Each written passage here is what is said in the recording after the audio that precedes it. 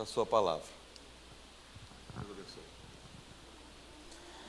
Boa noite, irmãos. Peço que vocês abram as Bíblias comigo no Salmo 119. Nós leremos hoje do verso 33 ao verso 40.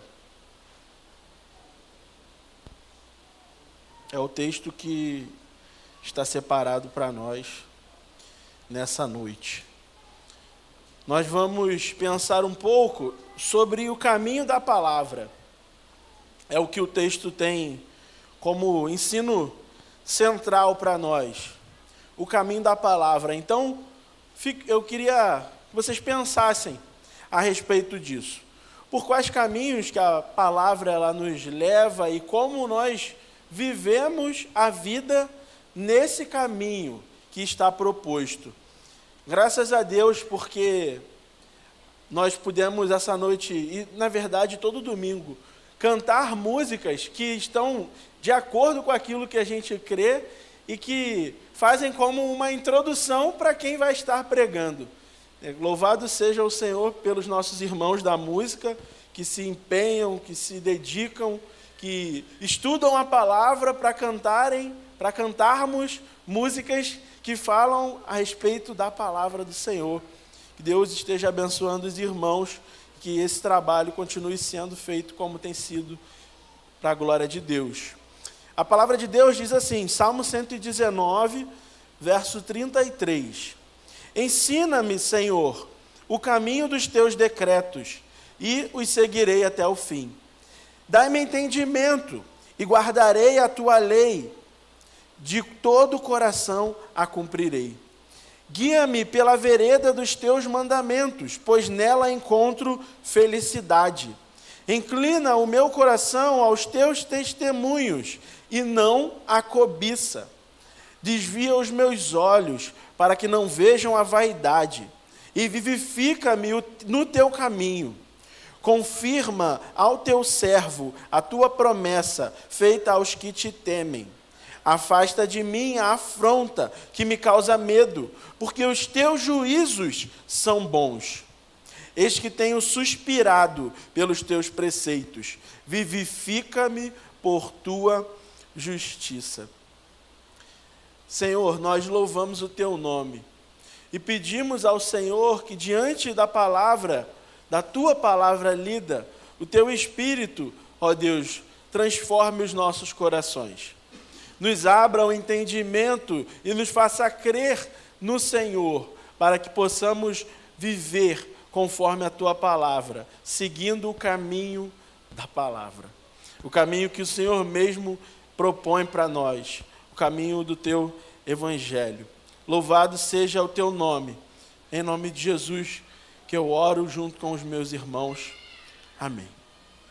Irmãos, mais um trecho do Salmo 119, e louvado seja Deus, porque nessa caminhada que nós estamos fazendo, durante alguns domingos que já se passaram e outros que virão, nós podemos e estamos refletindo sobre como a palavra de Deus ela é importante nas nossas vidas. Eu queria propor aos irmãos que vocês, ao ouvirem isso e perceberem os trechos que nós estamos estudando do Salmo 119, que durante a semana de vocês venham a pensar sobre como é importante e como a palavra de Deus, ela de fato nos guia pelos nossos dias. Princípios muito profundos e coisas que a gente ouve domingo após domingo e que durante a semana são colocados diante de nós situações onde a gente precisa lembrar do que está escrito. Então, irmãos, o que eu tenho a propor para vocês é: repitam a leitura do texto que foi lido no domingo passado, leiam os textos que estão por vir, porque assim vocês vão estar acompanhando realmente com a gente o Salmo 119, que é um salmo maravilhoso. O primeiro verso desse trecho que nós vamos estar estudando hoje, lendo a palavra do Senhor, ele diz assim para a gente: ensina-me, Senhor, o caminho dos teus decretos e os seguirei até o fim. Logo no início desse versículo, o salmista ele vai dizer assim: Senhor, me ensina. E nessas duas expressões, ensina-me, Senhor, a gente já tem grandes lições que pode tirar. A primeira delas é que o salmista, diante da palavra, ele reconhece que o Senhor é o seu Senhor, que Deus é o Senhor da vida dele, e por ser o Senhor da vida dele, ele pede: Senhor, ensina-me, ensina-me. Ele se coloca numa posição de submissão a Deus.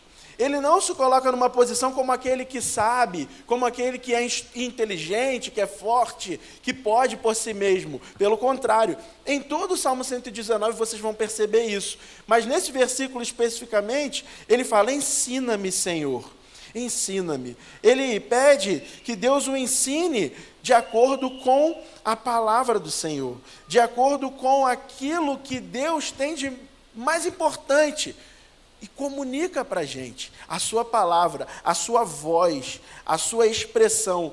Por vezes eu fico pensando, a gente tem a Bíblia, e a Bíblia é a palavra de Deus, e muitas vezes nós vivemos a vida pensando: poxa, qual será que é a vontade de Deus? O que será que Deus quer falar comigo? E não nos debruçamos, abrimos e lemos a Bíblia.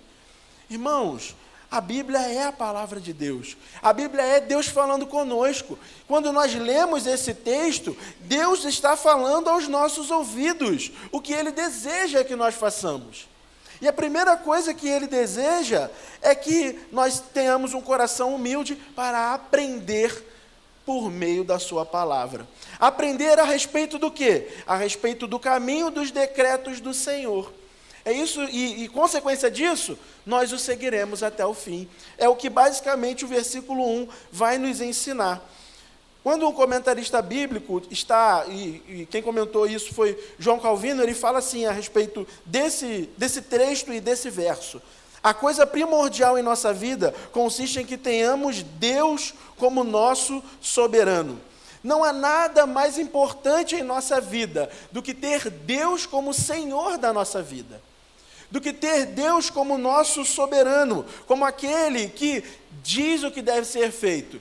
E, em consequência de sermos os seus servos, obedecemos a sua palavra. O salmista ele se coloca numa posição de humildade, de quem deseja aprender da palavra do Senhor. E quando nós temos o Senhor como nosso Senhor, é assim que nós devemos nos comportar. E dessa forma, irmãos, nós somos inseridos num caminho. E qual é esse caminho? O caminho dos decretos do Senhor. Como eu já falei, como o pastor Ítalo já falou outras vezes aqui, no Salmo 119, quando aparecem as palavras caminho, lei, mandamentos, do que ele quer dizer? Ele quer dizer a respeito da palavra do Senhor. Então, o caminho dos decretos do Senhor é o caminho da palavra. E ele fala que quando ele é ensinado nesse caminho, ele segue até o fim. Mas não é um seguir pela sua própria capacidade. É como se Deus conduzisse ele até o fim. É como se Deus pegasse pela mão, igual a gente pega as nossas crianças aqui na igreja, quando vem mexer na guitarra do guitarrista, a gente chama, pega pela mão e tira. Deus nos conduz dessa forma. Eu falei essa questão da guitarra porque 5 minutos antes de começar o culto, o Tomás subiu aqui e mexeu em todos os botões ali que tinham na guitarra. Aí eu chamei o Jeff e falei: meu irmão, dá uma olhada ali, porque eu acho que pode ter desconfigurado alguma coisa, porque o Tomás foi ali, girou todos os botões, mexeu na alavanca para lá e para cá. E quando eu vi, já era tarde. Mas eu peguei ele pela mão e tirei ele dali, porque ele não deveria estar ali. O que a gente aprende nessa primeira parte do versículo é que seguir ao Senhor e a sua lei não é algo, irmãos, que as pessoas naturalmente fazem. É algo especial para quem tem Deus como seu Senhor. É algo que não é natural. As pessoas não nascem filhas de Deus. As pessoas não nascem obedecendo à lei do Senhor. As pessoas não nascem desejando a lei. é necessário que haja uma transformação. E quando há essa transformação por meio do Evangelho de Cristo, nós somos inseridos nesse caminho. O salmista ele já tinha passado por essa transformação. Ele vê Deus como seu Senhor. Ele reconhece em Deus aquele que é capaz de o ensinar. Então ele se submete à sua autoridade. E ele diz na segunda parte, que uma vez que está submetido a essa autoridade, ele o seguirá até o fim. Novamente, quando Calvino comenta esse texto, ele vai orar assim: Senhor, tenho necessidade de instrução constante, para que eu não fracasse, mas mantenha meus olhos continuamente em meu alvo, pois me ordenaste que seguiste teu curso, sob a condição de que somente a morte seria o alvo, a menos que tu me ensines diariamente. Esta perseverança não se achará em mim. Mas se me guiares, estarei em vigilância constante, e jamais desviarei os meus olhos de meu propósito ou alvo. Quando Deus é nosso Senhor, nós aprendemos sobre a sua palavra, e é Ele mesmo quem nos garante o caminho. É Ele mesmo quem nos conduz para o caminho. A palavra fim, que está no último, é a última palavra do versículo 1, ela poderia ser traduzida como consequência. Ou seja, a consequência de andarmos no caminho do Senhor é sermos ensinados por Ele. E por sermos ensinados por Ele, a consequência disso é que Ele nos conduz até o fim. A gente precisa olhar para esse texto e perceber que a ação de ensinar, a ação de manter, a ação de cuidar, em nenhum momento é nossa. É de quem está lendo, ou de quem está, no caso do salmista, cantando para o Senhor. E sim dele. Em todo tempo, Deus está nos conduzindo. Em todo tempo, Deus nos mantém nesse caminho da palavra. E mesmo quando a gente tenta sair dele, Ele mesmo vai ao nosso encontro, nos traz de volta. E aí você poderia pensar, mas isso nunca aconteceu comigo, Arthur. Deus nunca foi ao meu encontro. Eu nunca vi Deus. Mas você viu o seu irmão, que uma vez, como foi falado ontem aqui no culto Frônesis, uma coisa muito importante, por vezes estamos desanimados, por vezes estamos com vontade de não continuar na caminhada, mas Deus usa a igreja para que o irmão vá até a gente e nos traga de volta para o caminho, e nos traga de volta para o caminho da sua palavra, que é o caminho que está proposto para nós. É Deus quem nos faz servo dele, é Deus quem nos revela a sua palavra, é Deus quem nos conduz no caminho como consequência da obra que ele faz em nós. Esse primeiro versículo, ele dá um ponto de partida para tudo que vem nos próximos versículos, até o versículo de número 40. E o segundo, o versículo 34, vai nos dizer assim: dai-me entendimento, e guardarei a tua lei, de todo o coração a cumprirei. O verso 34 vai nos mostrar que é necessário que haja um entendimento da lei do Senhor. Entendimento que vem daquele que é Senhor. Então o salmista, novamente, ele fala: dai-me entendimento. Ele não diz, eu tenho entendimento por mim mesmo. Ele diz, dai-me entendimento e guardarei a tua lei. De todo o coração a cumprirei. A ideia de entendimento aqui do texto não é uma ideia como a gente tem hoje. A gente tem uma ideia de entendimento porque nós somos influenciados pela cultura ocidental. A gente pensa em esse entendimento, a gente pensa em um monte de livros ou um monte de podcasts que a gente ouve, um monte de coisas que tem a ver só com o nosso intelecto. Mas não é só isso que a palavra entendimento quer dizer. Não é só isso que o salmista está falando. Entendimento, no contexto do Salmo 119, ele está falando de algo relacionado ao coração. Algo que é muito maior do que simplesmente pegar um livro e ler. Algo que é muito maior do que ouvir algo sobre alguma coisa. É algo que envolve transformação das nossas vontades, das nossas ações e também do nosso entendimento. Mas não é racional somente no sentido, eu consigo adquirir entendimento por mim mesmo. É algo que vem da parte de Deus. É Deus quem nos dá o entendimento da sua lei. Vem de Deus para nós. Vem de Deus para a gente, o entendimento verdadeiro. Provérbios, capítulo 3, versículos 5 e 6, vai dizer assim: confie no Senhor de todo o seu coração e não se apoie no seu próprio entendimento. Reconheça ao Senhor em todos os seus caminhos e Ele endireitará as suas veredas.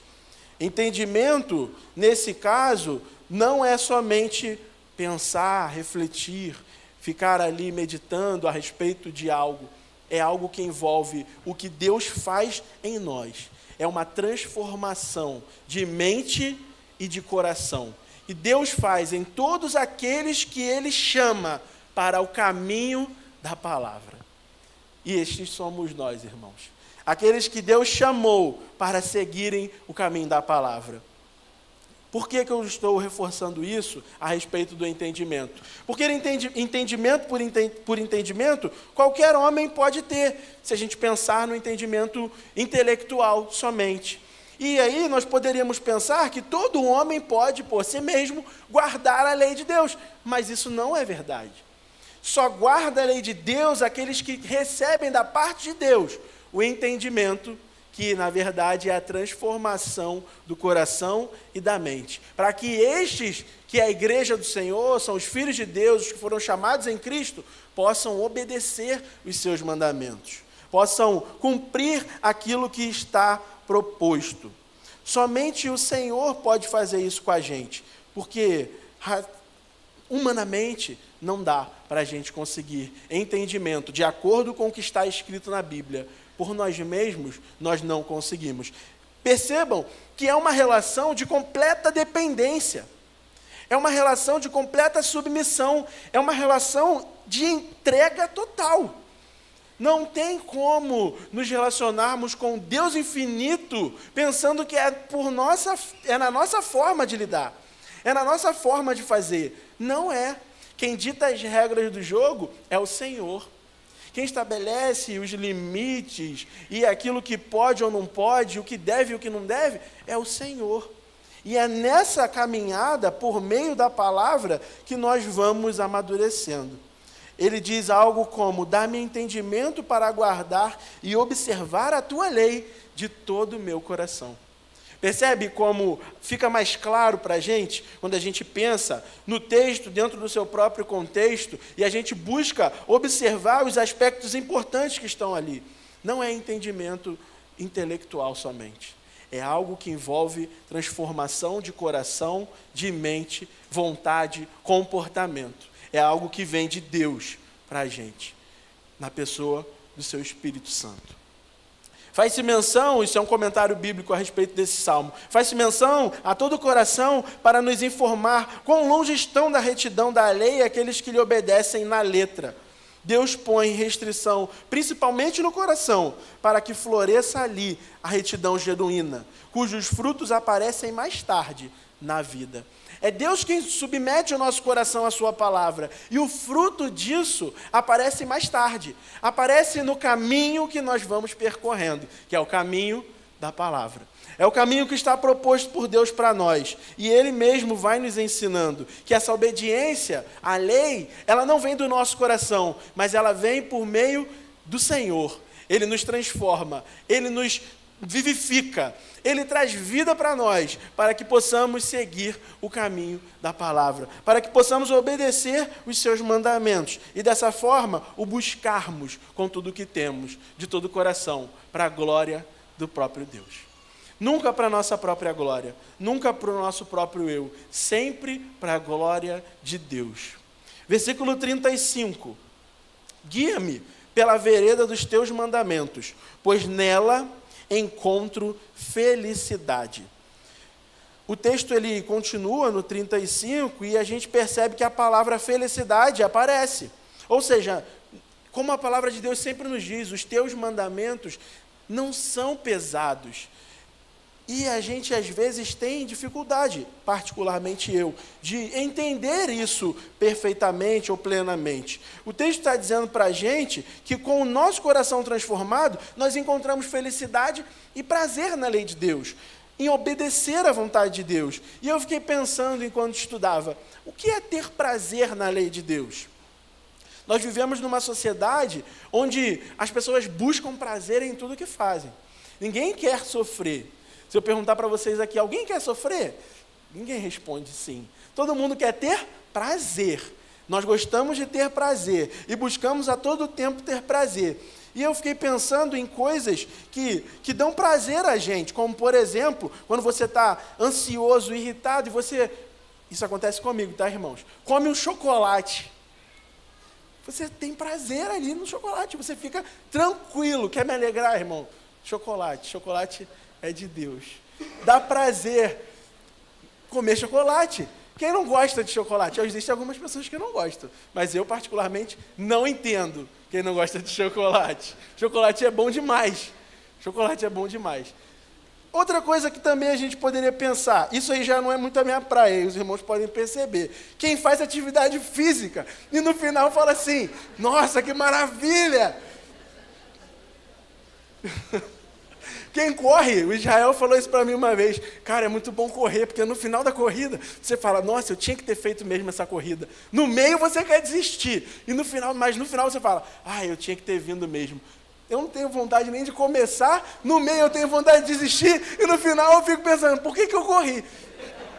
Porque os irmãos podem perceber, né? Mas eu preciso me submeter à autoridade da atividade física. E é um dos objetivos para esse ano, se Deus quiser, eu preciso disso, preciso mesmo. Outra forma que nós podemos ter prazer também, nesse calor de 40 graus do Rio de Janeiro, é beber um copo de água gelada. Quente, a gente sai pelas ruas, parece que a gente está num forno, e quando você chega num lugar com sombra e você bebe um copo de água gelada, você tem prazer naquilo. Você fala, caramba, que coisa boa, beber um copo de água gelada quando se tem sede e quando se está muito calor. Todas essas coisas dão prazer para a gente. Todas essas coisas que eu citei, e vocês poderiam falar outras, muitas outras, dão prazer, mas é passageiro. É passageiro. É algo que é movido pela dopamina em nós, e quanto mais prazer a gente tem, mais prazer a gente quer, e a gente nunca está satisfeito. Tanto é que quem come um pouquinho de chocolate quer comer muito mais chocolate. Quem corre um pouquinho quer correr muito mais. Quem bebe um copo de água quer beber 1 litro, quando se está com calor. A gente, tendo prazer dessas formas, a gente percebe que satisfaz, mas não satisfaz para sempre. Não é algo que é eterno, é passageiro. O convite do versículo 35 não é para algo passageiro. Ele fala assim, guia-me pela vereda dos teus mandamentos, pois nela encontro felicidade. Ter prazer na palavra, ter felicidade na palavra, é algo como nas palavras de John Piper, ele vai dizer assim, Deus é mais glorificado em nós, quando estamos mais satisfeitos nele. É termos satisfação naquilo que Deus é, naquilo que Deus faz, é termos contentamento com o que temos hoje, é nos contentarmos com o que Deus nos dá para cada dia em que vivemos. Isso não significa que nós não devemos buscar melhorar, que nós não devemos buscar, por exemplo, se você trabalha num local onde você não está satisfeito, não significa que você não tem que buscar melhorar, estudar, buscar por recursos para que você tenha uma vida melhor. Mas o que eu estou dizendo é, se é aí que você está hoje, esteja contente em Deus, esteja feliz. E essa felicidade só vem por meio da palavra. Não vem por meio de sensações ou coisas em que nós podemos buscar imediatamente. Vem por meio de um relacionamento com a palavra, que não nasce do dia para a noite, que é cultivado, que é algo que vem dia após dia. Não é algo que a gente amanhece e brota na nossa mente. Assim como, por exemplo, a atividade física. Não, você não vai correr 5 quilômetros do dia para a noite, você precisa treinar de pouquinho em pouquinho, e um dia você consegue correr mais e mais, e devagarzinho você vai conseguindo avançar. A alegria que o texto fala para a gente não é uma alegria que passa, não é uma felicidade que eu tenho agora e 5 minutos depois não tenho mais. É algo que envolve o nosso ser inteiro. É uma satisfação em Deus por meio da sua palavra. Ter felicidade no caminho da palavra é algo que gera em nós identidade, propósito, serviço. Identidade porque eu sei que agora eu estou em algo que faz sentido para a vida inteira. Eu participo agora de um caminho que vai me levar à eternidade com Cristo. Então, irmãos, não faz sentido eu pensar que isso vai passar, porque é algo eterno. Felicidade na palavra gera em nós propósito, porque agora eu sei para o que eu fui chamado. Eu sei por que eu existo para a glória de Deus. E como eu vivo para a glória de Deus? Por meio do serviço. Serviço aos meus irmãos que estão aqui, serviço aos outros que estão por aí lá fora. Por meio da pregação do Evangelho, por meio do cuidado uns com os outros. A palavra ela traz isso para a gente. Filipenses, capítulo 2, vai dizer assim: assim, meus amados irmãos, como vocês sempre obedeceram, não só na minha presença, porém muito mais agora, na minha ausência, desenvolvam a salvação com temor e tremor, porque Deus é quem efetua em vocês tanto o querer como o realizar segundo a sua boa vontade. Façam tudo sem murmurações nem discussões, para que sejam irrepreensíveis e puros, filhos de Deus, inculpáveis no meio de uma geração pervertida e corrupta, na qual vocês brilham como luzeiros no mundo, preservando a palavra da vida. Assim, no dia de Cristo, poderei me gloriar de que não corri em vão, nem me esforcei inutilmente. Aí outro texto vai dizer: entretanto, na verdade é a continuação deste, mesmo que eu seja oferecido como libação sobre sacrifício e serviço da fé que vocês têm, fico contente e me alegro com todos vocês. Assim também vocês, pela mesma razão, fiquem contentes e se alegrem comigo. O apóstolo Paulo, ele não está se alegrando em prazeres momentâneos, em coisas passageiras. Ele se alegra no amadurecimento da igreja e na forma como a igreja está desenvolvendo a sua salvação por meio do caminho da palavra, por meio do relacionamento que eles têm com Deus, por meio da obediência deles à palavra do Senhor. E o apóstolo Paulo, no final, ele vai dizer, no versículo 17, mesmo que eu seja oferecido como libação sobre o sacrifício e serviço da fé que vocês têm, fico contente e me alegro com todos vocês. O que é ser oferecido como libação? É como quando a gente vai lá para o Antigo Testamento e tem à nossa frente o sacrifício sendo oferecido. Era o vinho que era derramado sobre o sacrifício, que era queimado como oferta ao Senhor. Libação é esse vinho sendo derramado, que era conhecido como libação. Eles faziam isso num ato de adoração ao Senhor. O que ele está dizendo? Ele está dizendo, mesmo que eu morra, mesmo que eu esteja sendo entregue à morte, vendo vocês, desenvolvendo a salvação de vocês, por meio do caminho da palavra, eu me alegro. Percebe como não é uma alegria passageira, como não é uma alegria momentânea, como não é uma alegria que passa, uma felicidade que passa, é algo profundo, é algo muito mais real do que a gente vai experimentar comendo chocolate, correndo uma corrida ou bebendo um copo de água gelada no calor. É algo que tem envolvimento verdadeiro com tudo que a gente é. Envolve uma transformação de mente e de coração. E ele convida os seus discípulos para que eles se alegrem. O apóstolo Paulo convida. O salmista ora a Deus para que o guie pelo caminho da palavra, porque é nesse caminho que ele encontra a felicidade. É nesse caminho que nós encontraremos felicidade. É no único caminho. Só há um caminho, irmãos. Só há uma pessoa que nos dá felicidade plena. Só há uma pessoa que nos faz feliz para sempre: Cristo Jesus, o nosso Salvador. Versos 36 e 37 vai dizer assim: Inclina o meu coração aos teus testemunhos e não a cobiça. Desvia os meus olhos para que não vejam a vaidade e vivifica-me no teu caminho. Esses 2 versos, eles vão continuar desenvolvendo o que nós estamos vendo. Ou seja, o resultado de uma pessoa que tem Deus como seu servo, tem um entendimento que vem da parte de Deus, que o leva a caminhar mais próximo do Senhor, e é levado nesse caminho para uma vida de felicidade. É o quê?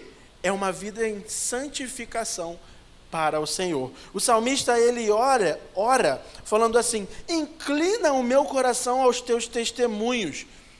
Como se ele quisesse dizer assim: me derrama nos teus testemunhos, me debruce diante da tua palavra, e não a cobiça. Ele pede algo para Deus, ele fala: eu quero estar derretido diante da tua palavra, e não diante da cobiça. Desvia os meus olhos, para que não vejam a vaidade. Vivifica-me no teu caminho. 3 palavras importantes aparecem aqui: inclina, desvia e vivifica-me. E inclina significa alongar, esticar, como nós vimos no domingo passado, o pastor Ítalo falando: inclina o meu coração, inclina quem eu sou, me estica diante da tua palavra, me alonga diante da tua palavra. Desvia, ou seja, passa por cima, atravessa. Ele fala: passe por cima dos meus olhos, para que eu não veja a vaidade. Tira do caminho, me tira do local onde eu vejo e me derramo sobre a vaidade. Eu não quero isso. É o que o salmista está falando. Ele fala: eu não quero ver a vaidade. Eu não quero ver a vaidade. Desvia os meus olhos da vaidade. É isso que ele vai dizer. E a última palavra é vivifica-me, ou seja, me dê vida, vivifica-me no teu caminho, me dê vida no caminho da palavra. São palavras que nos levam, essas 3 e todos esses 2 versículos, a refletir sobre como Deus é bom, sobre como Deus, ele nesse processo de santificação, que é estritamente proposto para quem está em Cristo, para quem tem Deus como seu Senhor. Estes que têm Deus como seu Senhor, que recebem o entendimento da parte do Senhor, que caminham no caminho que vai levar à felicidade no Senhor, são chamados a serem santos como Deus é santo. E assim, irmãos, nós vamos nos derramando em amor ao Senhor. E o resultado disso é uma vida mais parecida com a vida de Jesus. Eu lembrei, enquanto estava estudando esse texto, de uma música muito legal que se chama Me Derramar. Ela diz assim, os irmãos com certeza conhecem: eis-me aqui outra vez, diante de ti abro o meu coração, meu clamor tu escutas e fazes cair as barreiras em mim. És fiel, Senhor, e dizes palavras de amor e esperança sem fim. Ao sentir o teu toque, por tua bondade, libertas meu ser. No calor deste lugar, eu venho me derramar, dizer que te amo, me derramar, dizer te preciso, me derramar, dizer que sou grato, me derramar, dizer que és formoso. Uma canção muito cantada por nossa igreja. Ela diz que nós devemos nos derramar diante do Senhor. É um ato de adoração, como uma poesia, que nos fala que nós devemos viver a nossa vida para a glória de Deus em tudo que fazemos. E essa adoração é quando nós somos vivificados pelo Senhor. Ele nos dá vida, então nós cantamos. Ele nos dá vida, então nós louvamos a Ele, ao Senhor Todo-Poderoso, ao Senhor, o Deus de toda a terra. E quando isso acontece, nós nos derramamos em Cristo e reconhecemos que o caminho da palavra é um caminho de serviço aos irmãos, que envolve a adoração em Jesus Cristo. Não tem como adorarmos a Deus sem servirmos aos nossos irmãos, sem nos debruçarmos no caminho da palavra que está proposto e não olharmos para Jesus. O que Jesus fez? Servindo a Deus, serviu aos outros. O caminho da palavra, portanto, é um caminho de serviço. Segunda carta do apóstolo Paulo aos Coríntios, capítulo 3, vai nos dizer: e não somos como Moisés, que punha um véu sobre o rosto, para que os filhos de Israel não pudessem fixar os olhos no fim daquilo que estava desaparecendo. Mas a mente deles se endureceu, pois até o dia de hoje o mesmo véu permanece sobre a leitura da antiga aliança. Não foi tirado, pois só em Cristo é removido. Mas até hoje, quando Moisés é lido, o véu está posto sobre o coração deles. Quando, porém, alguém se converte ao Senhor, o véu é tirado. Ora, este Senhor é o Espírito, e onde está o Espírito do Senhor, aí há liberdade. E todos nós, com o rosto descoberto, contemplando a glória do Senhor, somos transformados de glória em glória na sua própria imagem, como pelo Senhor, que é o Espírito. Em Cristo, o nosso coração é inclinado a viver em santidade, é inclinado a uma vida de transformação de glória em glória, de glória em glória, para que Cristo seja glorificado, para que Cristo seja exaltado, para que o nosso coração se conforme à imagem de Cristo, e não à imagem dos ídolos do nosso coração. Nós iniciamos o culto lendo o Salmo de número 135, que vai dizer que o coração de quem idolatra algo que não é Deus se torna parecido com ele. E aqueles que adoram a Deus se tornam parecidos com Cristo. Enquanto a idolatria vai nos levar para sermos parecidos com os nossos ídolos, a adoração ao Senhor no caminho da palavra vai nos levar a sermos parecidos com Jesus. Quer ser parecido com Jesus, meu irmão? Busca o Senhor como seu Senhor, que te dá entendimento, te ensina no caminho da felicidade, e a partir disso você responde com uma vida de santidade ao Senhor. Em Cristo o nosso coração é inclinado, não à cobiça, não à vaidade, mas ao Senhor. Os nossos olhos são desviados para que contemplemos o agir da sua palavra em nós, enquanto caminhamos em santidade e somos vivificados pelo Senhor por todos os dias das nossas vidas. Confirma, verso 38, ao teu servo a tua promessa feita aos que te temem. A confirmação da promessa de Deus é que Ele guarda os que o temem. Deus fala isso desde sempre, que aqueles que o temem, Ele guarda, que aqueles que confiam nele não são desamparados, que aqueles que confiam no Senhor, eles são guardados pelo Senhor para sempre. Ele faz promessas para o seu povo, Ele não desampara o seu povo enquanto os guia no caminho. Mateus capítulo 28, versículo 18 ao 20, diz assim: Jesus, aproximando-se, falou-lhes, dizendo: toda a autoridade me foi dada no céu e na terra. Portanto, vão e façam discípulos de todas as nações, batizando-os em nome do Pai, do Filho e do Espírito Santo, ensinando-os a guardar todas as coisas que tenho ordenado a vocês. É a comissão. Jesus manda ir, só que Ele não manda ir só assim. Ele ainda diz uma coisa: eis que estou com todos vocês todos os dias, até o fim dos tempos. Eu estou com vocês. Enquanto eu envio vocês, eu garanto para vocês que eu guardo vocês, que eu estou com vocês por todos os dias. Deus não nos desampara. Ele confirma para nós as promessas que Ele fez aos nossos pais do passado, que Ele salvaria o povo, que Ele guardaria esse povo até o fim. Salmo de número 33 vai nos dizer: eis que os olhos do Senhor estão sobre os que o temem, sobre os que esperam na sua misericórdia, para livrar a alma deles da morte, e no tempo da fome conservar-lhes a vida. Nossa alma espera no Senhor, nosso auxílio e escudo. Nele nosso coração se alegra, pois confiamos no seu santo nome. Seja sobre nós, Senhor, a tua misericórdia, como de ti esperamos. Ele nos confirma, Ele nos mantém, Ele nos protege para sempre. A melhor segurança que podemos ter na obtenção de nossos pedidos é quando estes e o culto prestado a Deus se harmonizam e o nosso único desejo é que Ele reine sobre nós.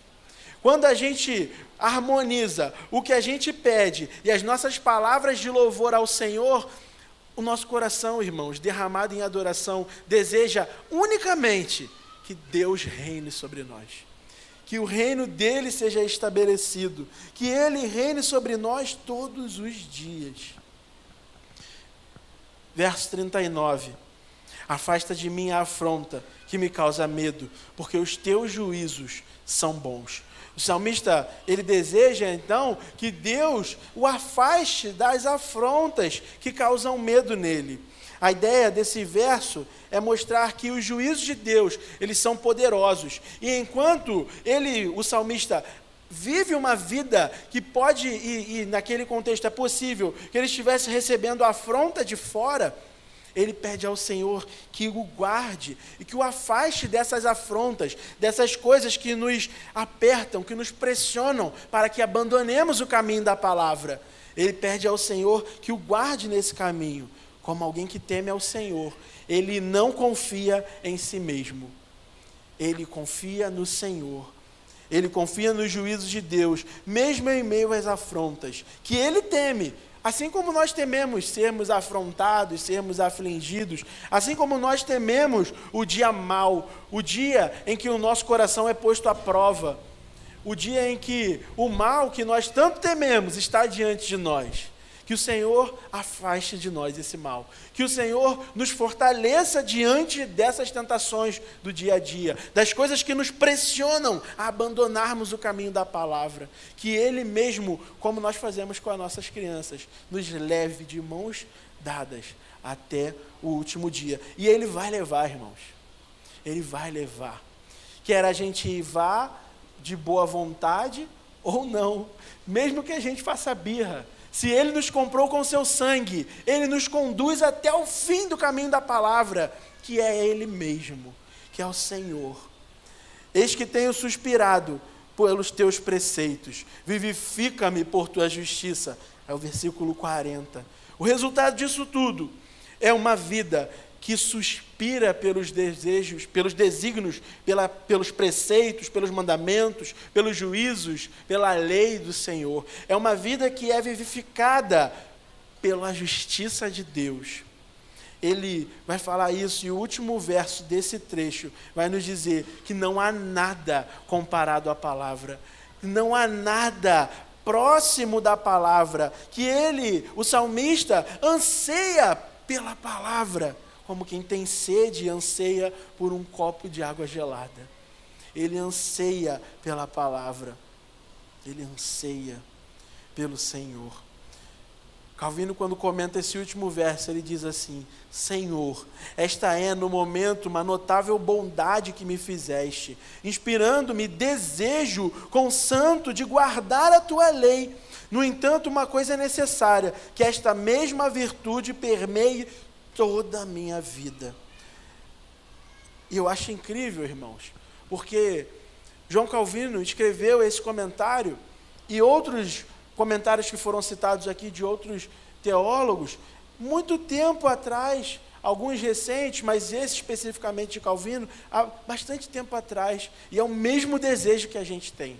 Porque a igreja do Senhor, no decorrer da história, ela deseja a mesma coisa: amar a palavra, seguir a palavra, ser consumido de amor e de desejo pela palavra do Senhor, pela pessoa de Cristo Jesus. Ele é aquele que propõe o caminho para nós. Ele é aquele que nos leva como nós levamos as nossas crianças. Ele nos leva até o final. Ele é aquele que é o caminho, a verdade e a vida. Quando a gente fala de caminho da palavra, estamos falando do caminho de Cristo, estamos falando do Evangelho do Senhor, que nos conduz até o fim. Ele é aquele que nos conduz. Por isso, esse caminho da palavra, o caminho do Evangelho, ele nos propõe algumas coisas. A primeira delas é negarmos a nós mesmos, tomarmos a nossa cruz, e seguirmos a Jesus. Não adianta entendermos, termos o esclarecimento, não adianta adorarmos ao Senhor, cantarmos para o Senhor, se não tomarmos sobre nós a nossa cruz e seguirmos a Jesus. É isso que Jesus mesmo diz aos seus discípulos: se alguém quer vir após mim, negue-se a si mesmo, tome sua cruz e siga-me, pois quem quiser salvar a sua vida, a perderá. E quem perder a sua vida por minha causa, esse a achará. Esse caminho da palavra requer de nós compromisso com o Senhor, submissão à sua palavra, que a gente negue a nós mesmos, tome a nossa cruz e siga o caminho de Cristo Jesus. O caminho da palavra é centrado, portanto, o caminho da palavra é centrado numa pessoa, em Cristo. E aí, o texto que nós lemos ainda há pouco, a gente precisa lembrar desse texto, que o coração de vocês não fique angustiado durante o caminho. Vocês creem em Deus, creiam também em mim.